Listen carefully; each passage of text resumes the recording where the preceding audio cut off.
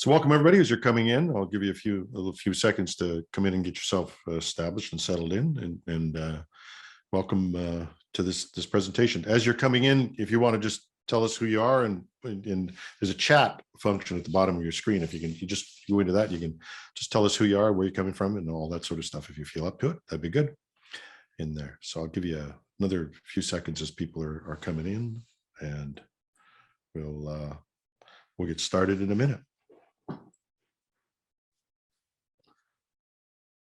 Okay, so again, welcome. If you're coming in, great. Glad you could join us. And if you want to put something in the chat, say who you are, and that'd be great too. And we'll talk about that as we get in. I'll just wait. And Sophie, if you give me a signal to tell me when most of the people are in, I'm not seeing them come in on this. So that'd be great as well. Okay. So welcome.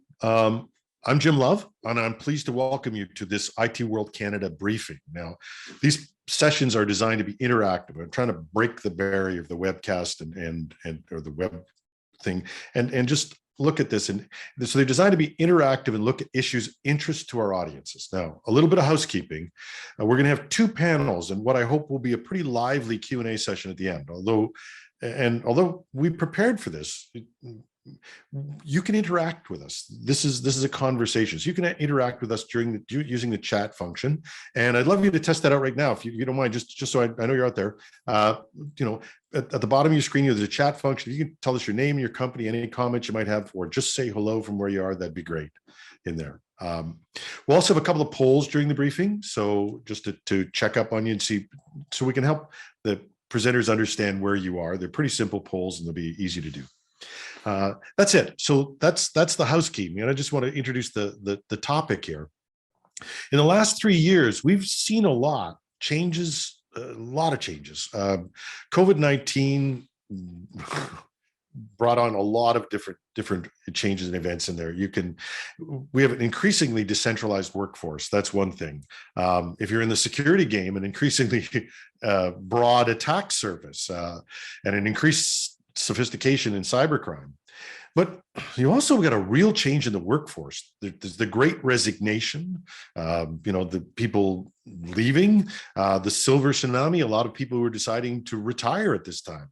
You've got Gen Z or Gen Z, depending if you're American or Canadian in there, entering the workforce. There's just a ton of things.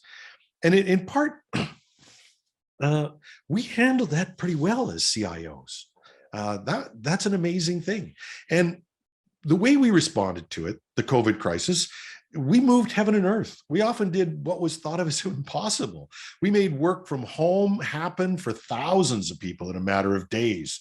We implemented new softwares. We did a CIO of the Year award, and I just watched the number of projects where people had moved heaven and earth to accelerate e-commerce. You name it, we did it. And we've now shown the business how fast we can all move together if we have to, because it's not just us. A lot of rules were relaxed. A lot of cooperation happened because we had to. And so we've learned a cooperative stance with the business and brought our own stature up at the same time. And as COVID accelerated the digital transformation of our businesses, I think it was the COO of Shopify I was on an event with, and he said, and it probably many who said this, but he said, COVID was a time machine. We got in and we went 5 to 10 years into the future overnight.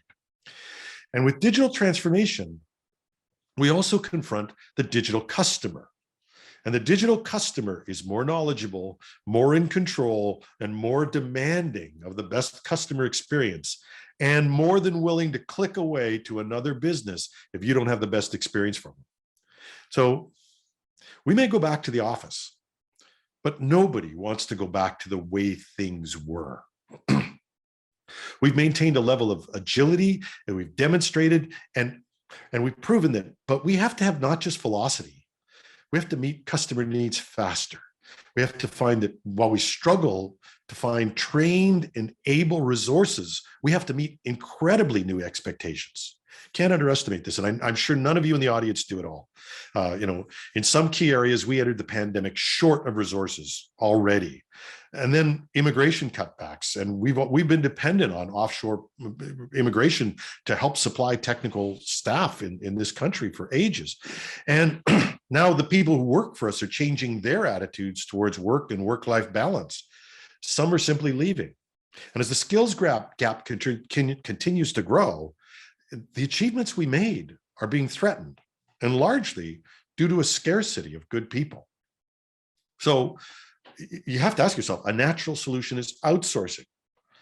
But for this to be effective, I would propose to you that it might be necessary for outsourcing companies and their clients to reevaluate the landscape and their relationship, and even possibly start to reinvent how outsourcing is done. Because these are truly different times. The thing we used to call the waterfall, where we take months and months to prepare things, do specs, do all those things and move forward, that's gone out of our development. And it's gone out of our culture. And so can we have a more agile stance with regard to outsourcing as well? Now, to start this discussion, I interviewed an expert panel of IT leaders to get some background and some real-world input. And we created a report, which you'll all get a copy of. And the report is called Agility at Scale. Can outsourcing accelerate the agility of IT and the companies we serve? And as luck will have it, I have two of the panel members here to give us some background on the report. And then following that, I'm going to invite in another panel from Meta, their worldwide outsourcing company, who believe they've got some new ideas and approaches. And we'll talk about it in those terms. And then I'll bring everybody together, audience, and well, we can have questions and discussion. Sound good? Good stuff. So I'm pleased to invite with me now two of the people who helped me create this report, Gary Tambor from Notified and Corey Cox from the Tandid Group. Welcome to both of you. Gary, can you just give me like a 2-second introduction? 2 seconds, a really quick introduction to who? Yeah, sure. So I've been in the digital transformation space with the big 5 banks, Canadian banks, and currently I'm IT director at Intrado Corporation, and our team is responsible for managing the cloud and the DevOps platform. Good stuff. And Corey Cox from the Tandid Group. Corey and I know each other. Corey, welcome. A quick little introduction. A man who needs no introduction, but we'll give you one anyway. Well, thanks. I'm the senior VP here at the Tambor Group of companies, and been in this business for more decades than you'll ever get me to admit. On both the infrastructure side, software development side, integration side, so pretty much all sides. I've touched all those surfaces, and but been in the business a long time. We're in the logistics, transportation, logistics, supply chain solutions business, so it's been a lot happening over the last couple of years. Yeah, and for the sound of it, you're in the data business sometimes more than we all woken up to this transformation that we've had. Yeah. So you've seen the report, both of you. So did we get it right? Did I capture your comments in there? What do you think, Gary? Yeah, I think the report. By the way, we haven't rehearsed this, so I don't know what his answer is. I'm hoping it's good. Yeah, I think the report was really good. It was an interesting session that we had, and there were a lot of good points being made. And I agree in general that there's some new solutions that need to be brought to surface in terms of how we partner with other companies, and not just outsourcing, but the whole cloud transformation, digital transformation has opened up like new partnerships that were never in place before. And now we're working with a group of companies, we're in partnership. So in that area, I feel like the outsourcing sector is lagging a little behind. So I think there needs to be some changes or some innovative ideas of how we bring that to the front.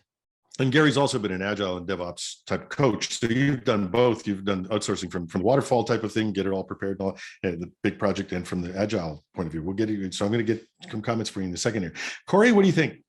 Yeah, I do. I think it pretty much hit the mark. I think one of the important points or themes in the report for me was how it was perhaps never more necessary to have outsourcers or an outsourcer at your disposal, but in a whole new way. I think it was fair in its approach in that, there are pros and there are cons, and in the experiences that we've had versus maybe the ones that we can forge moving forward, especially in the fact that it's not one person in the sandbox. The client also has to adapt if they expect to achieve different results as well. So I thought it was pretty fair. Good stuff. Anything else jump out to you from the report? That really... One thing that jumped out at me is I was actually a little surprised, but not surprised to see that some of the other panelists had similar comments, and it kind of triggered my memory. Oh yeah, I know exactly what this guy's talking about. I've been in that. I remember that example when that happened. So I was surprised to see the similarities. Surprised and not surprised in a way to see that all of us have been through similar experiences. Yeah, it's well, also the good thing about these types of sessions is you think you're on your own sometimes. You think you're the only person experiencing these things. You really do need that sort of reinforcement in there. Good stuff. Yeah, Corey, what about you? What leapt out at you? I would certainly concur with Gary that it's always surprising when you find out you're not the only one, because we often think we are. And I think that goes to even a session like today, and where this information can be shared, and we find that we're not alone and we have common problems.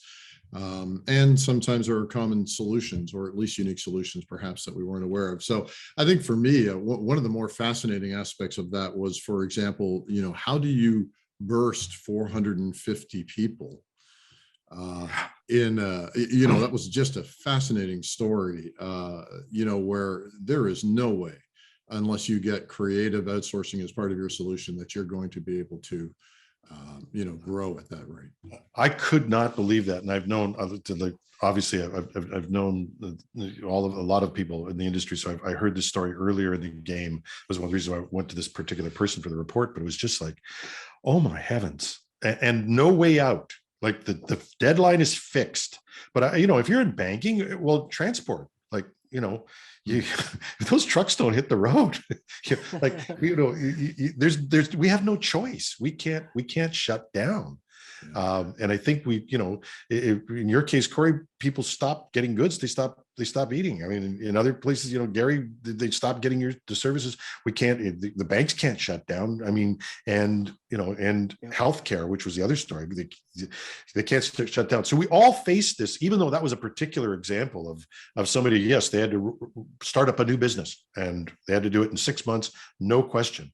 Other great story from the report, and I'll let people get into that, is just, one of the things that got to me when we were talking about the report was something we're all going through. And that was, and I don't know, actually got to go back in my mind of what we put in the report, but it was something I've heard from CIOs all around. And that is this idea that, hey, I hired 3 people. It took me months to find them. And the day after they signed up, they walked out for a new offer. It was, and we've all had something like that happen to us. Yeah. And we talked in the report about agile and agile, the big A agile and small A agile, and I'm not sure which is which, but we had that idea. We talk about agile not being a method, and I'm just gonna be, it's not a method. It's an approach, and it has lots of different methodologies. But agile, the idea that from the IT sense, and then agility, and they are related, but they are different in there. But there's no question that we need to be more agile, and IT has to be able to support that. Corey, can you give me some examples of how that works from your point of view?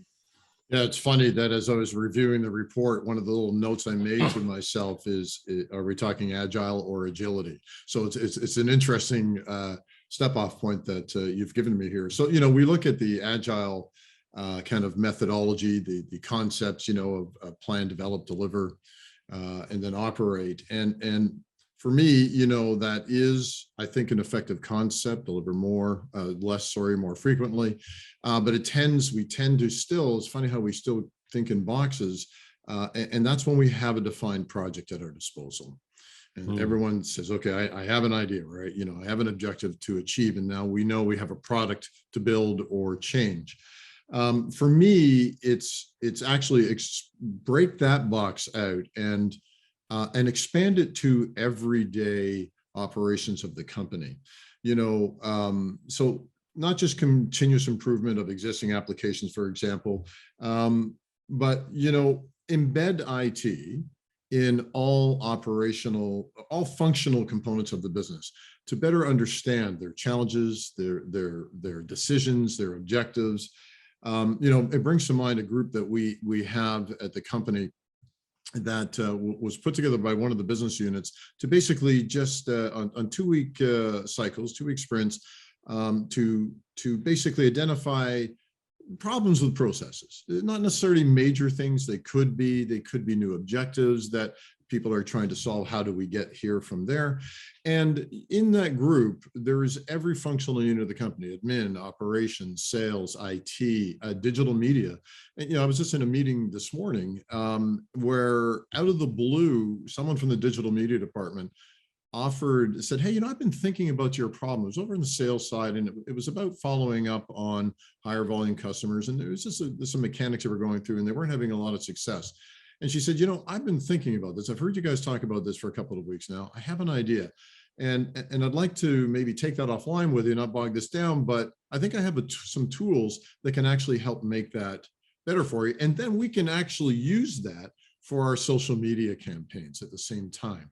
And we can get kill 2 birds with 1 stone. And that would not have occurred if all those people who sometimes seemingly have nothing to do with the objective of any particular one group start having the opportunity to actually just listen to one another. So, you know, for me, that was kind of what I took from that, is in the broader scope, how can IT help the business? Take that concept and apply it to everyday life. Yeah, and something struck me, and not, I mean, we've talked about it before, and I've heard it from other people, but you've been doing the report, you really did talk about it, that IT groups are getting smaller and more business focused. And I think you said it from the point of view of we're much more integrated with the business. I can't remember your exact words, but it really struck home that we really have not only having these conversations to discover things, but we're much more integrated with the business, at least in your case and in others that we had in the report. My crew is 20% as effective if they don't understand the business. So one of our objectives with anyone in our group is to immediately start immersing them in the businesses and get them to understand why we do what we do. We only support that process. So, you know, we're not the business. We are that which helps propel the business forward, like some other functional units. And you can't do that if you don't understand. Yeah. Gary, you've been a coach in this aspect, in big banks and other places. So what do you think? Yeah, I totally agree with the point Corey made, that we need to understand the business as IT. And, you know, when a new person joins, for example, in my team, the first thing that they learn is what are our products, and they look at some of the sales material to try to understand, you know, what are we really supporting, and that's kind of unique for technical folks because they're not used to that. They're used to being just handed like manuals and commands that they need to execute. So, you know, going back to the point Corey was making, we need to start with the business and go back to technology, how, you know, technology could support that, and the skills that the team is developing, and the products, you know, platform that our IT teams are developing, how business is going to leverage that. So that's paramount for sure. In addition to that, I could add, you know, I was just thinking about the same question. How can like IT departments be more agile? And I came up with a few points. The first one being, you know, IT departments really need to start looking at external services to accomplish and to create new solutions. A lot of times, you know, people or IT departments jump to creating their own solutions, doing development, which is very heavyweight. So instead of that, you know, if you adopt like a cloud first strategy, instead of buying new servers, look at off the shelf software. And if you're going to develop something, there's like new ways of developing, such as low code or even no code type of development. So look at all those alternatives before you go down to, building your homegrown solutions. That will make you more agile. Yeah, which is a nice sort of segue into this, because we're also short of people. There's a reason why, and it's really true. We do our CIO census, and IT departments are shrinking. There's just no doubt about that. They're smaller than they were. The amount we're going to spend on running the business is way less. We're trying to free up stuff to transform the business, but that's not the only reason. We are scrambling for resources. I mean, I've had one senior vice president of a bank, I can't name her, but we were talking about security. I just can't find anybody. So we're all struggling with that in there. And so we talk about. I've been through that many times where I'm looking for resources, and I don't want to admit it here, but I'm like desperate for resources, to the point where I'm going out and checking people's LinkedIn profiles, like doing my own network search to identify who could I bring on, who would fit the bill. Because, there's just so many tools and technologies, especially in the DevOps and cloud world, that finding a specific skill is like looking for needle in a haystack. And it's just very challenging out there. Yeah, I absolutely agree, Gary. I have never seen a talent crunch like we have today. And at the same time, the diversity of talent, or the need for a more diverse talent set, is actually getting bigger as well. So we have more skill sets required and fewer of them available to us, and then of course the quality of that talent as well. So it has been one of the primary drivers of us saying we absolutely have to be able to find third parties that can help us bridge these gaps. Yeah, and I think all of us have felt that our second job was recruiter at one point. But that report got us talking about some of the, if we could make outsourcing work that makes this agile model that we all need work, we had to look at some of the best and worst things about outsourcing. And I'm going to start with the problem areas, because I think everybody's quite frank about the problems that they had, and equally, I think people talked about their successes. But let's start with the problems in there. Gary, what were some of the problems? You talked about culture. I remember that was a big piece of there. Yeah. Yes. So one of the things I would say is culture, and just having a one team kind of mindset or culture. There's a clear distinction when you're working with, outsourcing firms. There's a difference between your own employees and how you treat them versus the outsourced employees. And it's both ways. Even like some of the banks I was working with, for example, if you have a team lunch, or for example, employee appreciation day, you're not allowed to invite the outsourced employees. And I always felt really bad, because, I want to create a culture that's inclusive, and, have one team kind of mentality. And when we do things like that, where we only invite part of the team and don't invite the other part, we alienate that, and we're creating a wrong culture. So it goes back to, culture, and also, trying to create a culture that has one team mentality, and everybody has a common goal, not different goals. And I've experienced where, I'm working with a outsourcing firm, and their team is focused on some other items that I'm not even aware of. And then sometimes I ask them to join these critical meetings, and they say, oh no, actually, my other employer has asked me to join these meetings, which are more important. And a lot of times they are confused about the priorities. So I think that there's a lack of like common goal and one team mentality when we work with outsourcing firms. That's something I feel like we need to bridge the gap, and we need to come up with some solutions to remediate that. Okay. Corey, quick Yeah. problems?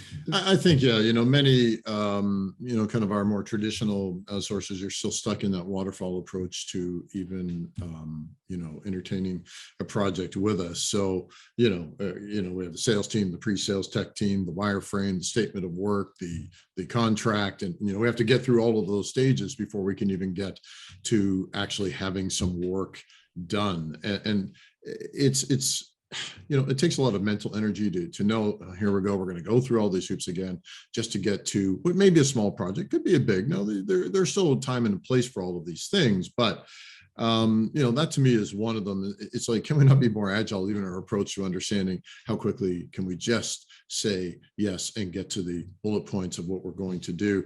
And I think sometimes too, the quality of the talent, know what you're good at, or, you have some rock star talent perhaps in the pre-sales approach, but that's kind of not what you get when you're live.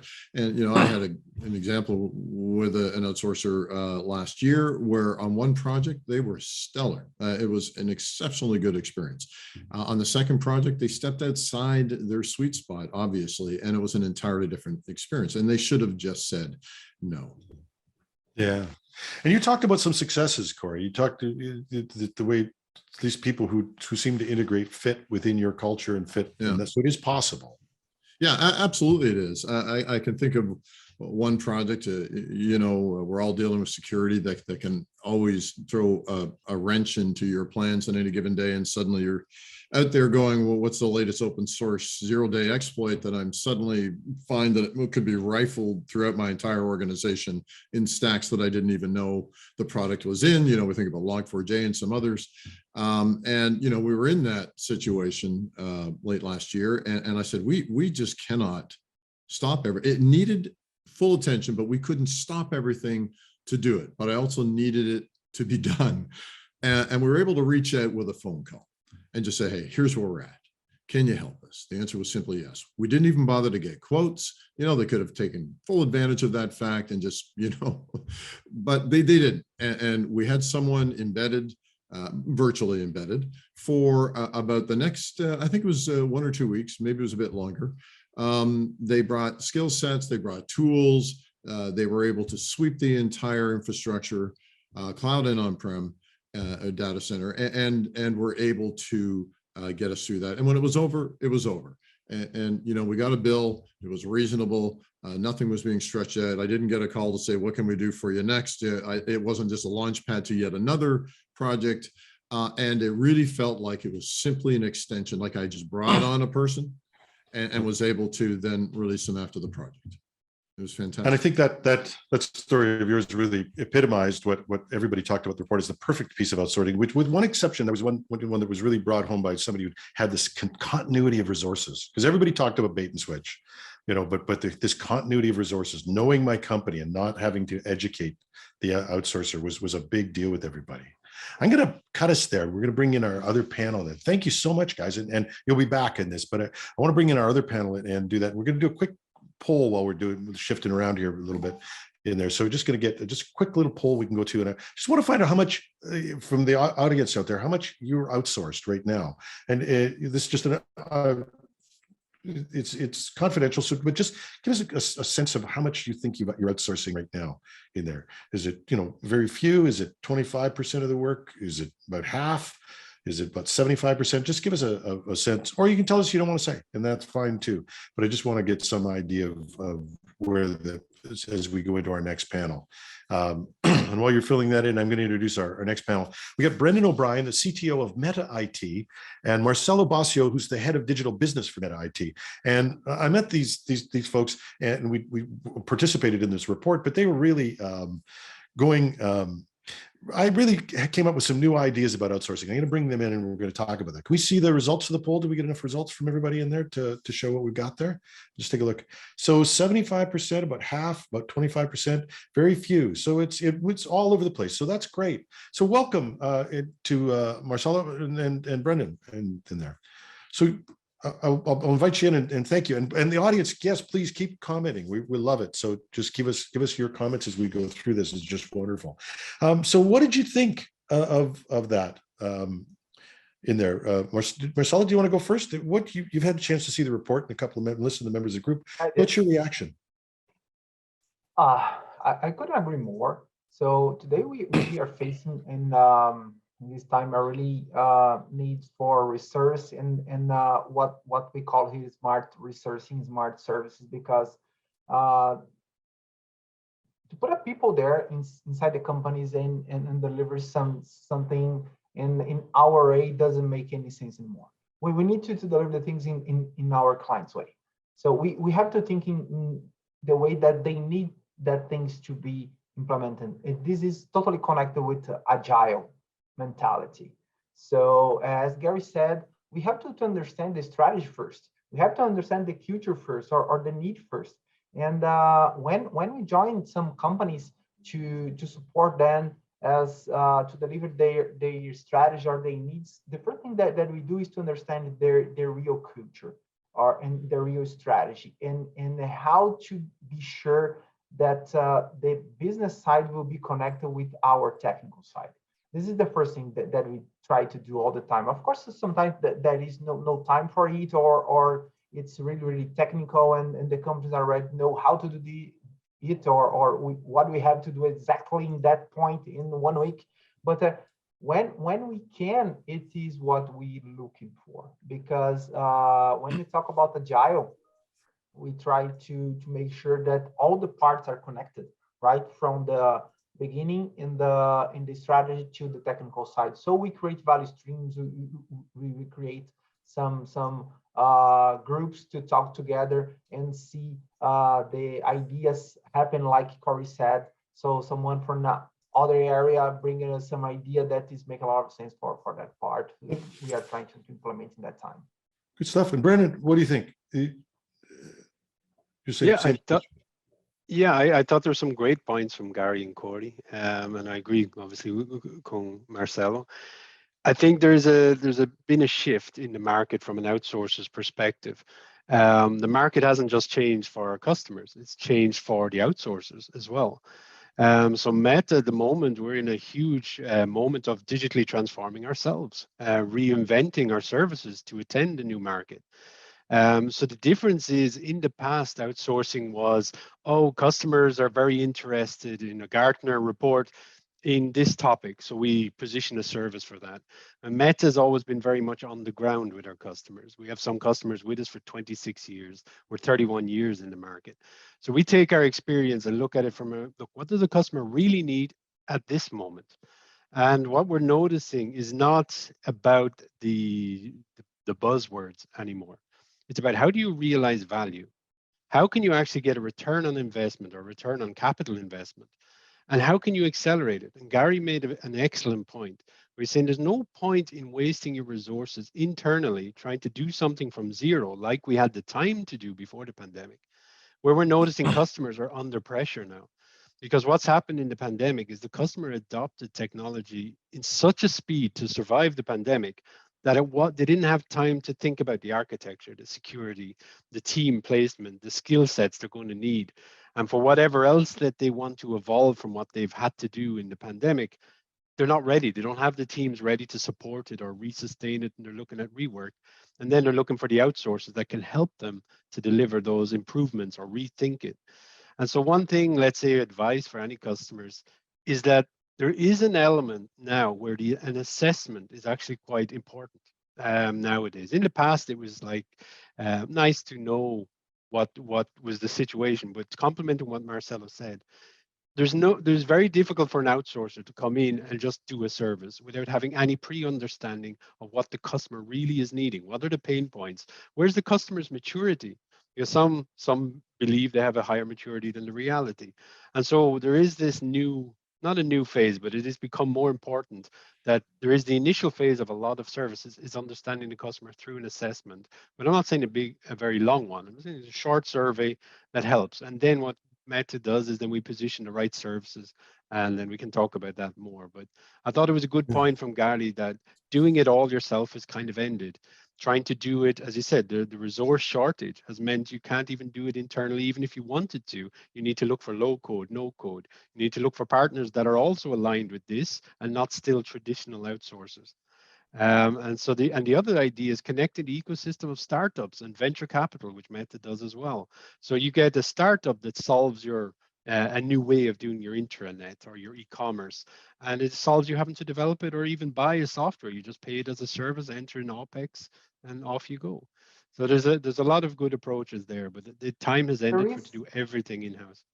There's a point that I really like. It is doing it by themselves is something that makes some limitation for the knowledge, because if a customer has 10, 20, maybe 30 teams doing development, creating products, in the outsources, I'm not talking only about Meta. In Meta, we have a lot of this, but we do 100, 200 per year in different scenarios, in different industries. So we can bring this kind of knowledge for our customers as well, because we can leverage this for them, and to bring new ideas and tools and how to make it faster, how to make it better. And for example, here we have our Center of Excellence for Data, for Agile, for DevOps, where we have some people that really understand the marketing, support our teams in the front, in the field, with new methodologies. So working as a hub for new methods and best practices for all of them. So this is the beauty to hire a outsourcing. So if the outsourcer guy is not doing that, so they're doing something wrong, in my opinion. Yeah. And any other comments on the new models that you've heard back from our panel and seen the report? Any other ways that outsourcing should be modified or packaged to deliver what's needed for this agile world? Yeah, I do. Can I start again, Brandon? Sure. So as I said, I believe that the outsourcers must evolve as well. So as Brandon said, the market is not only looking for the person, but it's looking for the expertise right now. So for example, in the lifetime of a project, new needs come and go every week, every month. So as a partner right now, I have to be prepared, for example, during implementation, if the customer wants me to put a UX, just an example, for 1 week, to make sure that the designing will be the best one, or will fit their needs for some specific public. I have to be able to put that resource in there, work 1 week, and get out. So this will make them save money, to have the resource just on time, like we have in the cloud. So we are thinking this all the time, how we can prepare ourselves to leverage those kind of resources in correct pricing, and how to make sure that they will be able to deliver these in the time that the customer needs. So to have the service as a service, if I can call like this, is a terrible expression, but something like that, So it's how we are structuring ourselves. So go, Brendan. Yeah, just to compliment, because I think Corey and Gary both made great comments, and Simon as well here in the chat made the mention. Yeah. They're the new models. So let's say Gary made a comment about that the outsourcers need to be more innovative, need to be new, fresh approaches. And so one of the approaches we use, which maybe oftentimes customers don't realize, and I think Corey made mention to it, can actually be a problem for agility if we don't even talk about agile. It's actually even just purchasing departments, the whole slow process of getting approved, shortlisting, getting approved. So how have we solved this? We still go through that process, but this time we go through it once. And so what we do is we sell a contract of selling you a digital squad, digital team. Now, this can be composed of a fixed cost, let's say a recurring fixed cost of 5 resources, 8 resources, you name it. It can be managed by you, the customer. It can be managed by Meta and a mixed team.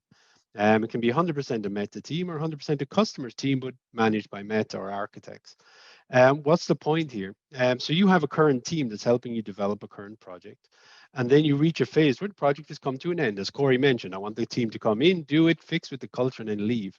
What happens is with Meta, we don't lose the expertise, but we can change the resources. And where's the benefit? We don't need to renegotiate the contract because we just replace the resources. So in which case you end up with a contract almost like a bucket that you can kind of put in and take out what you need within it. And you don't have to renegotiate. You eliminate, you have more agility in the service acquisition phase, which oftentimes is the slowest part of our process. Normally, after speaking to the customer and everyone's happy with the approach, we want to get started, but then there's a process and then there's something else. And so by the time we get started, the customer is already waiting for results, and then it creates an extra pressure in the project. So this is one of our approaches to make it easier for customers. And we do this quite a lot in Canada, US, and Brazil. And then some other approaches is that, and it was a fit with the culture that Gary mentioned and Corey complimented, and Jim, you've mentioned. How do you explore the talent and skill sets that you can't find? So what we do is, and we also have this issue, we have people outsourced to the customer, but we have to keep them connected with us. Because the benefit for that is everything we're doing internally to train them, make them part of an architects community, a DevOps community, an Agile community, a CX community, keeps them engaged with what's happening in the market at the moment, makes them a more well-rounded resource for the customer. So they're actually bringing ideas to the customer. They're not, Meta doesn't go into a customer and just deliver what the customer's asked. We try to bring ideas. We try to think fresh approaches. And so what they do is they have these chapters, because Meta is 100% Agile. We use scaled Agile inside Meta in everything we're designed in value streams so that we can learn and truly adopt and help customers adopt it. But that's the idea, is that our resources are not just allocated. They then turn around and they look at the entire organization of Meta and go, what else can you bring to this customer? What else can you help me with to help this customer? Or they take the challenges from the customer and they brainstorm it with us, and then we bring it back with some ideas. So we don't wait for the customer only to have what their needs are, but we can generate needs or maybe find accelerators for the customer. Yeah, and I think Brendan, we were chatting earlier, and you talked about somebody trying to hire one of your people, that was an interesting one. I say this because I think it brings up that whole thing. You got to test to see how much support and how much the employees are attached to the company as well, and how much they're getting from it. You want to tell me that story again, because I thought it was really powerful. Yeah, this was quite an interesting story. We have an enterprise architect allocated into a global customer, and he works in a subsidiary of a global enormous company. And he was working with the customer, trying to embed with the business, and the customer loved his work. And what we were doing every Friday, he would have a meeting with our entire community of architects, and we discussed the customer's challenges and how could we navigate and help him build roadmaps and help the customer. And then when it came to a point where the customer was loving his presentations, loving his delivery, the customer said, look, name your number. We want you in-house. Whatever it is you want, you got it. He said, look, what you're asking me to deliver, I can't physically deliver on my own. I need Meta support, because I'm going to need the inputs that they're giving me, the support that they're giving me in order to deliver what you're asking me to deliver. And so the customer is like taken aback and surprised that the outsourcing allocation is not about, okay, customer wants a enterprise architect, look in the market, connect them, and let's hands off. Meta puts them there, and we protect them, we help them, we evolve them. Because Meta is about people growth, and it's not just a word. Our entire company is about people growing, and then the customers are people. Everything, the technology is a byproduct, but the customers are a person, our suppliers are people, our employees are people, our leaders are people. Our customers are people. So we're 100% focused on the people, and this is what's making a big change for our customers. They feel the difference, and then it solves what Gary made mention to, the culture problem. If you're focused on the people on both sides, you only solve the culture issue. Good stuff, yeah. And we talked about the. Oh, sorry. Do you want to say something? No. Just say. It was what I said about our Center of Excellence. So they're doing a really good job. And when we decided to build this infrastructure to support our guys in the field, it really makes a huge difference for the people. This is the point. So those are some of the things we look for when you're working with an outsourcing supplier, and we've got a group here. This is your chance to get this. What should they be looking for in terms of results, and how do you guide that company to manage their expectations and to get the most from their outsourcing relationship? Again, just quickly, one point on that, I'll let you, Marcelo, respond as well. There is an interesting, I'll jump to a simple point. There is a definition of ready and a definition of done, which is very an interesting part of agility in Agile. And what it does is we can tell the customer, look, definition of ready means what we need in order to deliver for you. And definition of done means what their definition of our delivery should be. And this is the documents that are very simple, but are missing when you don't follow an agile principles. What is it I would recommend a customer should be looking for? Is a partner that's not just outsourcing services, but actually is living and breathing the services that you're wanting to contract. And let's say the outsourcer is developing, Meta's platforming Meta. We're trying to platform and evolve and digitally transform the way we deliver services, digitalize what our customers doing. They're platforming, they're digitalizing, they're trying to take advantage of their ecosystems. So look for partners that are doing more than just talking. Look for partners that are genuinely delivering, have success cases in customers that their customers are proud to talk about the outsourcer. Have one where you look at their satisfaction of their employees, because there's no point in having, let's say, that flagship outsourcer who is in all the reports, and you have a turnover of, every day there's another 100 people leaving the company, that people are with it for 8 years, 6 years, 10 years. I'm with Meta 8 years, Bosnia as well, many years. So you need to look at for that. And then you got to look for an outsourcer that's not looking to sell, but is looking at how can they help you holistically, even if they're only looking at the first opportunity to help test the model or do a model. But look for your outsourcer that's genuinely interested in your success, not in theirs. Stuff, yeah. Marcelo? It's well, one point here. It's to make sure that this will happen, we really need to understand what partnership is. So from our side, we look for clients that really understand that we need them as well to deliver a good service. What I mean with that, so doesn't matter if I build beautiful systems if make no sense for their business, and no one know their business in the customer better than themselves. So we need to talk with them every day to understand and make sure in a daily using agile methodology, in a weekly again, so to make sure that we are delivering value. And there is an interesting story for outsourcing company that I read that they were hired to build a product for a specific customer, and for a 1 year contract. So in the end of 8 months, the customer back to that outsourcer said, you already delivered all the value that my business needs. So can we finish the contract right now? Because it's done for me. I don't need the features that we thought that we needed in the beginning of the project. And that outsourcer said, yes, we can do it because we already delivered the value that you need. This is partnership from both sides, So this was a very interesting thought that I read, and it sounded bells in my mind when I'm trying to build my team, when to build my solutions, because this means partnership from both sides. So the customers was how could I say, was fair with the employee, with the outsourcing, say that you did a great job, and the outsourcing, okay, I already done my job, so let's keep your relationship for another contract and so on. So I like that. Yeah, no, great.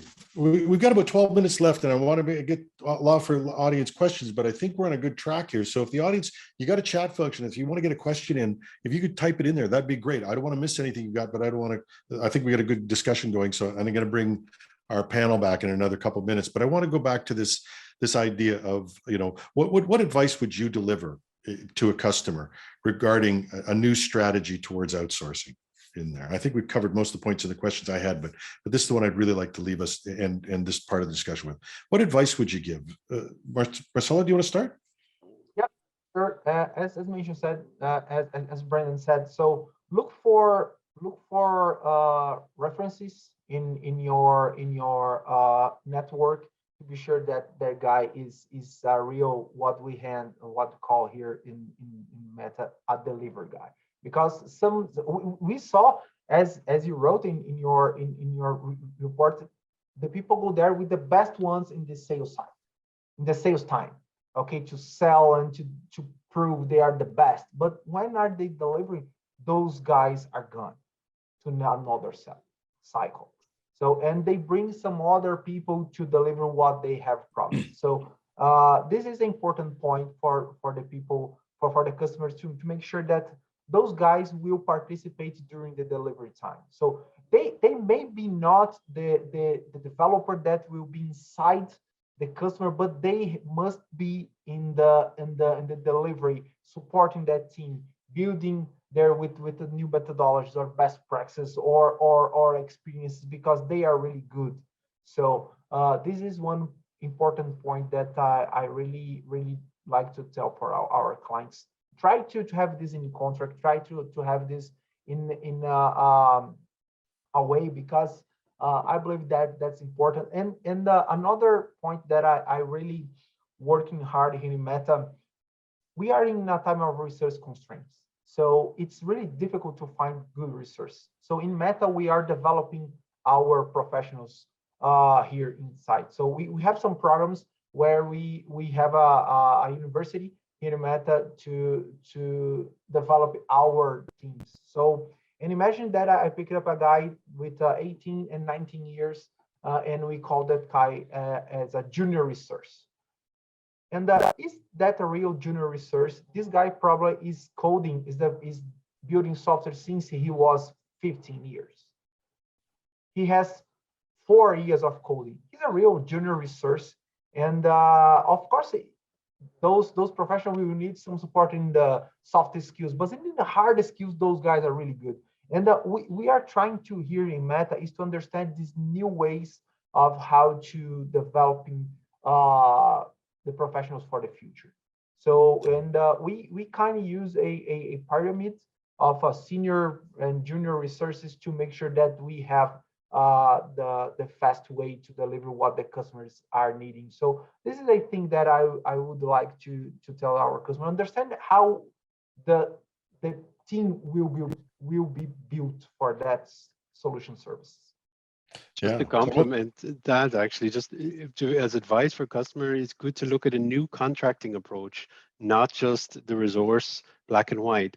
So as I mentioned before, there is an option where you can go from a squad that is like a number of resources, and then that's closed. But connecting with what Marcelo is saying, imagine the following: you're, as Gary has mentioned, we're having trouble, or even Corey, you're having trouble trying to find a resource that has a particular skill set.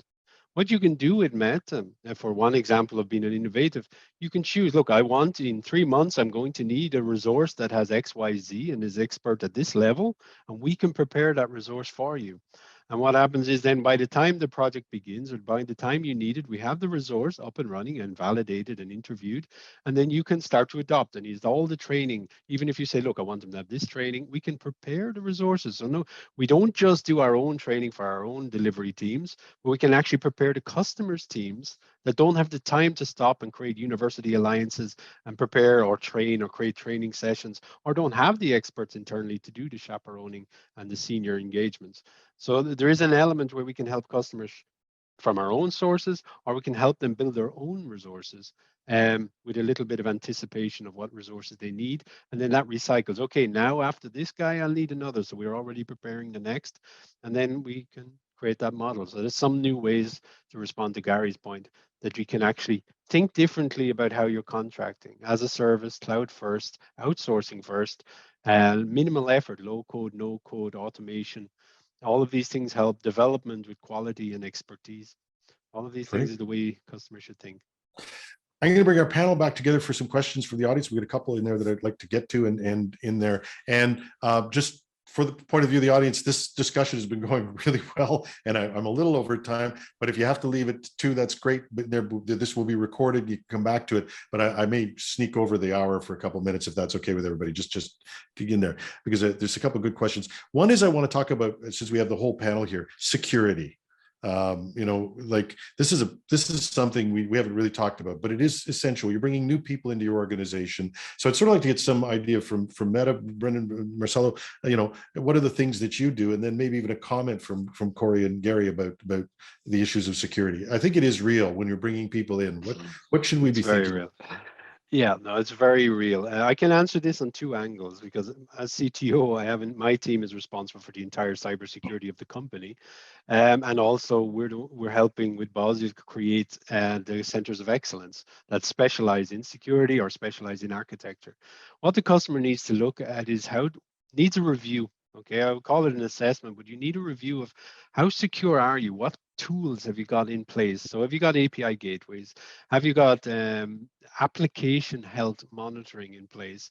Do you have infrastructure monitoring in place? Do you have a SOC in place? Do you have these zero trust implementations in place? Have you developed these fake emails to sensible, I'd say, I'm trying to stop speaking Portuguese here, but trying to culture. I'm Irish, but I keep speaking and more we Portuguese all know what you than mean, English at this point. but I think it But the sounds point better is, to speak emails. but if you don't educate your people on to be careful, we've sent fake emails for let's say Uber Eats type services. We've sent them car rental discounts and stuff. We've sent WhatsApp requests to reset your password by IT. IT never requests by WhatsApp.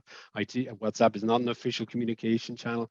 So these are the things you can do in the day-to-day stuff that's very simple. But the problem is, if you've never done it, you're going to have trouble trying to think, what should you do? And we have a simple assessment checklist goes in, and our architects look at you from an security point of view. Also, we don't supply cybersecurity services. Why not?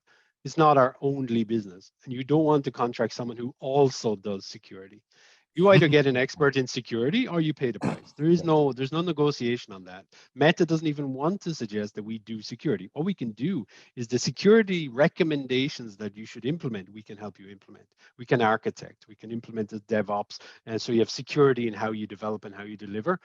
But there's no point in contracting at this point of level of threat in the world. It's zero trust for your employees. So you don't allow them to do anything. You've 24/7 monitoring from companies like Observe IT, things like this. And then you implement the tools and the culture change management that you're going to need to make sure it's adopted and adhered to. Yeah. And Corey, why don't you jump in with the perspective on this? We've talked about this before. Yeah. Well, Brendan just rang all the bells that I could want to hear ring in that scenario. So first of all, security is paramount now. I mean, it was always important. We always spoke to it being important, but now it really, really is for sure stamped at no erases. And you know, the partners do have to understand, when you said we are not going to be your outsourced cybersecurity, that really was important to me. Know what you should be doing. The fact that you can help architect a solution, very important, but you know, without question, everything has to be approached from a security first posture. And if our partners understand that, I shouldn't be advising them on even how they're going to embed people and what that security profile looks like. They should actually be advising me about what that should look like and looking for minimum trust even from themselves and from their people as they enter my organization. So, you know, Brendan, spot on is all I can say. That, you know, this is the kind of approach that we need. Let's not overstep our boundaries, but let's you know, bring that assistance to bear that we can. And I want someone to tell me, this is not the way you want to do it. I want someone to say, why are you doing it that way? Yeah, I couldn't agree more with Corey here. Security is paramount, and you know, every company has some sort of security program for their internal employees, where they're training them quarterly on what to do, watch out for phishing attacks, and then we have infrastructure security and lots of other measures in place. But you know, employees are your weakest link, because if you're not training them properly, one of them will click a link, and that's going to compromise all the security parameters that you've put in place. But when we have an outsider, or when we are working with outsourcing partners, I think there's a bit of you know, a trust issue. Is this person up to date on all the security protocols? So we have to have that trust that, you know, whoever we're bringing in and giving them access to our production servers, they have, you know, good quality background checks done, and they're aware of all the cybersecurity threats that exist out there. That's very important, because that could compromise, you know, our whole infrastructure. There's actually an interesting story joining the three commons. We had a customer where we were doing automation, RPA and BPO, and outsourcing the We do all the financial services for some of the largest companies in Brazil. So we do all the accounts payable, account creation, supplier registration, everything of that. And our IT, we have because of the pandemic, we had to go 100% remote in 2 days, where we were 100% must be in a safe room with a secure access because it's financial information. And we had to go with security mechanisms in 2 days, be 100% outsourced and at home with everybody at home because of COVID. So what we implemented an amazing VPN and tunnels and all the security we needed. What we actually discovered that we became so mature in protecting our own networks that we started to suggest to the customer, you realize you have this port open, you haven't implemented this. We recommend you do this. We changed all the computers of our team to be more updated and encrypted machines that they weren't even requesting. So we implemented security on their behalf to protect us as well. Because the threats started to happen across the globe in a more dramatic way last year. So there is that element that, as I said, find an outsourcer that's living the pain you're going through. And because I'm saying this from experience, I have an Excel file where I'm trying to budget how to pay for these tools that I'm going to have to implement because we need them. So if you don't have an outsourcer that's feeling your pain, they'll never understand how to help you. Wow, this would be great. And the mark of a great conversation is when it could go on for another half an hour. This one can't because we have to let our people go. But I want to give each one of you at least 30 seconds, and we'll start with Gary. And we'll move our way around in there. What's the future? And I'll just summarize the question we got from the audience. Are we moving towards an economy that's a web outsourced suppliers? Do you imagine the critical mass of talent will remain within companies' worlds? But I'll leave it open to you. What's the future? I think the future is probably agile partnerships. There's, no doubt we need to be better partners. Applications are becoming more microservices, so are businesses. They're becoming smaller and more specialized in kind of like a microservice architecture. So we need to, just like that, we need to rely on each other. And in order to facilitate that, we need to have partnerships that are strong and agile. Yeah. Corey? I would say playing off what Gary said, for me, it's going to be a hybrid world, probably permanently. And outsourcing partnerships will have to play a role in our success moving forward. And we have to just decide and understand this is part of our organizational culture and strategy. One of the most important things I think an outsourcer will ask me in the future is, do they always do what I ask, or do they propose an idea? Are they saying to me, is there a particular reason why you want to do it that way?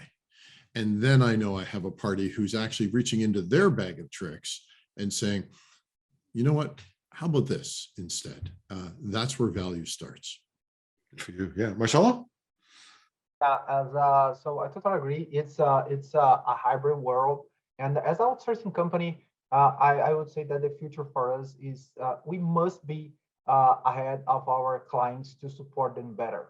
So to support them with new solutions, with new ways to work, because they must focus on what they need in their operations, in their business. So we have to bring new ideas in terms of technology and methodology and the new ways to work to support them better. So this is what we are looking for here to deliver better for our customers. So cool. Brendan? Yeah, 30 seconds will be tough.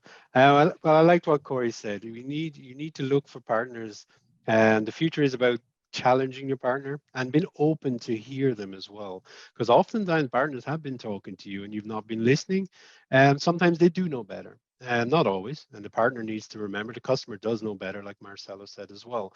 It needs to be a true partnership. It's not called outsourcing XYZ. It's called an outsourcing partnership. Build a partnership, a true one. Leave your expectations very clear from the beginning. Look for new models. So as we've made several mentions, maybe look at recurring contracts that are simple and eliminate the bureaucracy of contracting. So let's say a permanent contract as a service. Cloud first, maybe using the ecosystems of startups and ventures to try and help you accelerate solutions rather than having to do it in-house, but you don't need to buy the big one. And the only other thing, open your mind to not just look at the monolithic partners out there. they have forgotten what the customer really wants, and they've become so big themselves, they need actual consulting services to help them. They've forgotten the point was to help the customer and not create a multitude of services that confuses people even more. Look for your specialist, as Corey made mention, and Gary, look for your specialist that's really good at something or several things. Meta does a lot, but we're not experts in everything. But what we are good at, we're bloody good at. So look at your partner from that perspective. What are they good? What can they bring to the table? Or even just challenge them. Bring to the table a suggestion and let's talk instead of you proposing. See and test. Yeah, what a great way to wrap up. Thank you very much. You can let everybody get off to work. But I do want to thank the audience for attending this. I've had a fabulous discussion. I've got notes. We've got a writer who will be actually doing some writing on this, and we'll publish an article on this in there over the next couple of days as well. And we have the report that we'll send to you, anybody in the audience and everybody who's registered. We'll send that with a copy of this if you missed it. So this will also be available on demand if you want to get a friend and say, wait a minute, you should check this conversation out. I think you should. I want to thank Gary Tambor from Notified and Corey Cox from Tandem Group for not only participating in the report, but for really helping move this discussion along. Thank you so much for coming in there. And Brendan and Marcelo from Meta IT. Thank you it's been a great job working on this, and look forward to working with you in the future. Great ideas on outsourcing and really great conversation. So thank you all. Again, thanks to the audience. We couldn't do this without you. I'm Jim Love. I'm the CIO of IT World Canada, and I'll see you at the next one we do. Thank you, Jim. Thank you all. Take care. Thank You you all. all. Thank you. Great to be here.